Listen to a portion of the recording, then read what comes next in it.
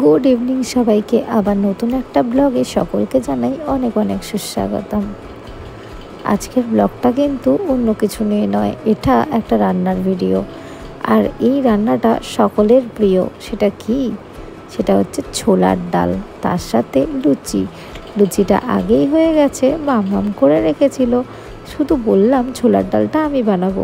তাই এখন কড়াইতে তেল গরম করার পর দিয়ে দিলাম সাদা জিরে ফোড়ন, আর তার সাথে একটুখানি আদা, বেশি কিচ্ছু দেব না।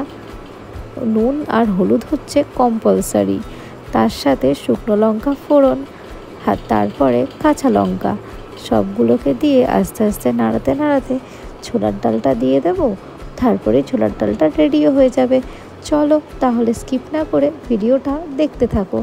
ও হো, সবার মন রাখতে আমি কিন্তু লুকিয়ে লুকিয়ে একটুখানি চিনির জায়গায় বাতাসা দিয়ে দিয়েছিলাম, না হলে স্বাদটা সত্যিই ভালো হয় না।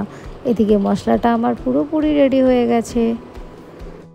যতই কাঁচা লঙ্কা দেওয়া হোক না কেন, লাল লঙ্কার গুঁড়ো না দিলে লঙ্কার রং কিন্তু একেবারেই রান্নায় আসে না। তাই জন্য সুন্দর লাল লাল করতে একটুখানি লঙ্কার গুঁড়ো। তারপর দিয়ে দিলাম এখানে ভিজিয়ে রেখে সেদ্ধ করে নেওয়া ছোলার ডাল। এরপর এত সুন্দর একটা কালার চলে এলো যে কি বলবো। আমি তো ভেবেই ফেলেছি এরপর আরও একদিন বানাবো।